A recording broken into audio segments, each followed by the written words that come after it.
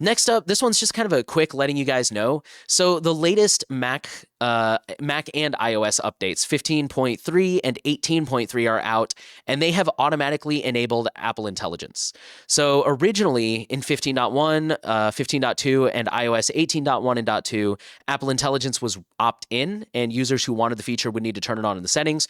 Going forward, it will now be enabled by default, and you will have to go into the settings to turn it off. Most of the Apple Intelligence features, or at least some of them, are not done on device. Some of them are sent back, and I think Apple has found a pretty decent way to handle that. But at the same time, I'm totally in the boat of like, I don't want to use this. It doesn't interest me at all. I don't hate it. I just don't care.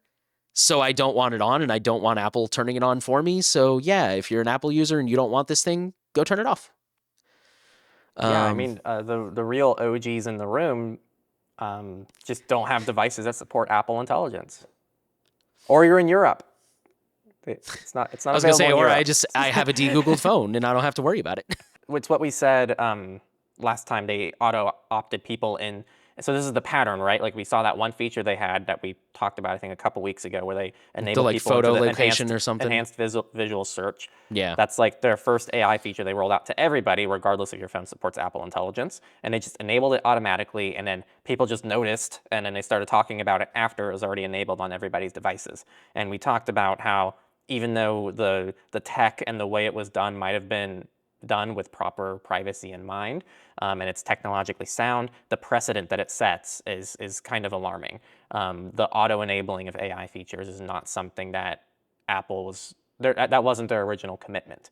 And so now this is going further into that camp of, oh, now it's enabled automatically. Even if you turned it off previously, when you update, it's going to be enabled. So just really alarming stuff, I think, because even if it's privacy friendly today, it might not always be that way. And the precedent that it sets is that they're just going to enable this stuff going forward. This reminds me of the U2 thing. Like I people was were pissed literally off thinking that. about the U2, like, and that didn't have I a was one of privacy them. risk, didn't really impact anybody's day, but it Hmm. pissed people off, and for good reason. And this has a lot more potential negative drawbacks than that. So I don't know why this doesn't have the same amount of outrage. The U2 thing, I was one of those people who was like outspokenly angry about it. And that was way before I was into privacy or right to repair, or any of that stuff. Like way before I had any interest. And I remember arguing with somebody online, and they were like, well, just don't listen to it. And it's like, that's not the point. I don't want it. Like, that would be like if somebody broke into my house and left the CD on my bedstand, and they're like, oh, you're being dramatic. Stop it. It's like, I don't understand people who defend this. Like, well, just don't turn it off. But dude, it's my device.